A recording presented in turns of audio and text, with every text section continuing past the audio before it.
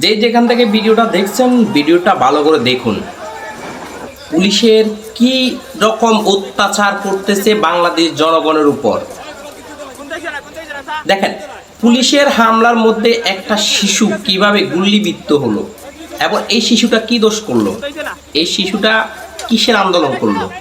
এই তো কোনো আন্দোলনও যায় নাই, কোনো মারামারি হানাহানির মধ্যে যায় না, তাহলে এই ছেলেটার কেন গুলিবিদ্ধ হলো? এই জবাব দিবে কে?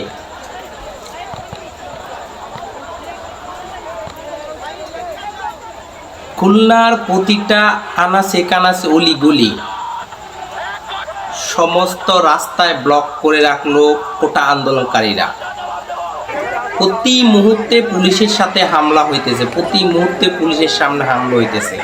দেখেন, খুলনা প্রতিটা রাস্তায় রাস্তায় ইনশাল্লাহ জয় হবে। আপনারা ভাই 2-1 দিন আন্দোলনটা কন্টিনিউ চালিয়ে যান। যেখানে যার ফ্যামিলি আছে, যার আত্মীয়স্বজন আছে, সবাই একসাথে নেমে যান, সবাই একসাথে রোডে নামেন আর আন্দোলন চালিয়ে যান। আন্দোলন চালিয়ে যাওয়ার মধ্যে এই সরকার পতন হয়ে যাবে। দেখেন, এত ভয়ঙ্কর আন্দোলন মনে হয় না ইতিহাসে কেউ দেখলো।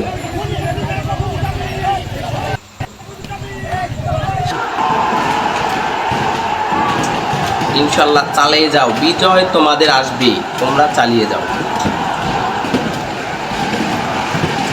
বাহিনী মেয়েরা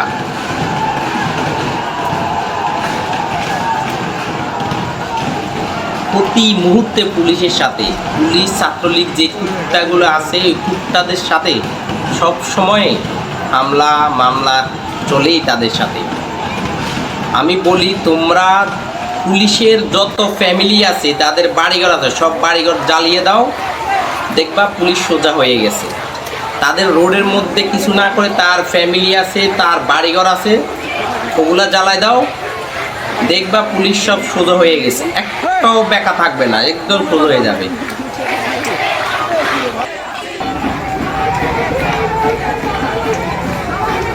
তো ভাই বোন, তোমরা যেখান থেকে আন্দোলন করো, তোমরা আন্দোলন চালিয়ে যাও, ইনশাল্লাহ আল্লাহ তোমাদের পাশে আছে। পেশিবাদী সরকার স্বৈরাচারী হাসিনা বেশি দিন টিকতে পারবেন না, সর্বোচ্চ 2 থেকে 3 দিন বা 1 সপ্তাহ, এর মধ্যে স্বৈরাচারের নিপাত হয়ে যাবে। কারণ অলরেডি তার যত রকম কূটনীতিক নেতা আছে অলরেডি পালানোর চেষ্টা করতেছে। আপনারা আন্দোলন চালিয়ে যান।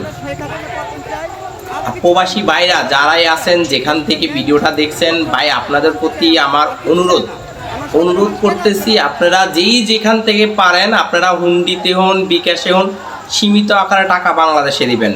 মোটা অঙ্কের কোনো টাকা বাংলাদেশে হুন্ডির মাধ্যমে দিবেন না, বিকাশের মাধ্যমে দিবেন না, কারণ তারাও ব্যাংকের মাধ্যমে টাকা পাঠায়, বাংলাদেশের রেমিটেন্সটা সচল রাখবে। তাই আপনারা সীমিত আপনার ফ্যামিলির জন্য খরচের জন্য প্রতি মাসের যে খরচার টাকা, ওই টাকাগুলো পাঠাবেন। ওই টাকাটা পাঠালে দেখবেন সরকার যখন রেমিটেন্স থাকবে না, কিছুই থাকবে না, অর্থনৈতিক অবস্থা খারাপ হয়ে যায়, তখন আর পালানো ছাড়া উপায় নাই। ইনশাল্লাহ পালাবে। সবার প্রতি ভালোবাসা রইল। আসসালামু আলাইকুম।